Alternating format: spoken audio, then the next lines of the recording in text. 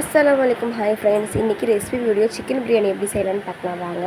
என்னுடைய ஸ்டைலில் stove on பண்ணி ஒரு பாத்திரத்தில் 100 கிராம் எண்ணெய் சேர்த்துக்கோங்க. பட்டை, லவங்கம், ஏலக்காய் இதெல்லாமே ரெண்டு சேர்த்துக்கோங்க. பச்சை மிளகாய் 2 சேர்த்துக்கோங்க. ஒரு 5 மீடியம் சைஸ் வெங்காயம் நல்லா இந்த மாதிரி நீல வாக்கில் கட் பண்ணி அதுவும் சேர்த்துக்கோங்க. நல்லா இந்த மாதிரி ப்ரௌன் கலர் ஆனதுக்கப்புறமா 1 ஸ்பூன் இஞ்சி பூண்டு பேஸ்ட்டு போட்டு நல்லா வதக்கிக்கோங்க. அந்த பச்சை ஸ்மெல் எல்லாமே போயிடணும்.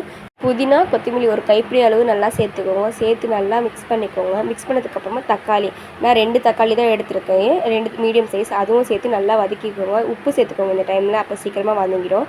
வதங்கினதுக்கப்புறமா சிக்கன் சேர்த்துக்கோங்க. நான் 3/4 கிலோ சிக்கன் எடுத்துருக்கேன், அது சேர்த்துக்கிறேன். சிக்கன் நல்லா மிக்ஸ் பண்ணிக்கோங்க. நல்லா வெந்து வரணும் சிக்கன். இந்த டைமில் தண்ணிலாம் சேர்க்கக்கூடாது, தண்ணி இல்லாமல் நான் செய்கிறேன். இப்போ 2 அளவுக்கு பாஸ்மதி ரைஸ் இப்போ வேக வச்சுக்கிறேன். 10 நிமிஷம் ஊற வச்சுட்டேன். ஊற வச்சதுக்கப்புறமா நான் வேக வச்சுக்கிறேன். இப்போ கொஞ்சமாக உப்பு சேர்த்துக்கோங்க. இப்போ லைட்டாக எல்லாம் பிரிஞ்சு வரும்போது 1 ஸ்பூன் மிளகாத்தூள் சேர்க்குறேன். 1/2 ஸ்பூன் காஷ்மீரி மிளகாய் சில்லி சேர்க்குறேன். வேறு எதுவுமே சேர்க்காதீங்க. இப்போ தயிரும் எலுமிச்சை பழம் சேர்த்து நல்லா கிளறி விட்டுக்கோங்க.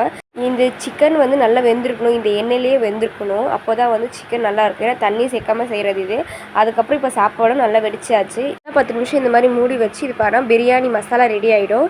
பிரியாணி மசாலாவோட இப்போ சாப்பாடும் ரெடி ஆகிடுச்சு. இப்போ பிரியாணி மசாலா, அதுக்கப்புறம் கொஞ்சமாக ரைஸ் போட்டு நல்லா கிளறி விட்டுருங்க. எப்போவும் பிரியாணி வடித்து செய்கிறோம் அப்படின்னா கரண்டி கொஞ்சம் கூர்மையாக வச்சுக்கோங்க. அப்போ தான் சாப்பாடு உடையாது, உங்களுக்கு முழுசாக வரும்.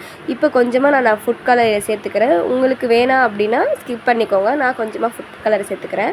இப்போ ஒரு இதுவாக நீங்கள் கலரி விடும்போது உங்களுக்கு கரெக்டாக அந்த எல்லா மசாலாவும் மிக்ஸ் ஆகும். இது மெயின் பாயிண்ட்டு, தம் போடுறது.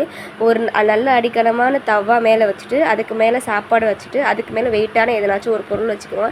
நான் இப்போ குக்கரை வச்சுக்கிறேன்.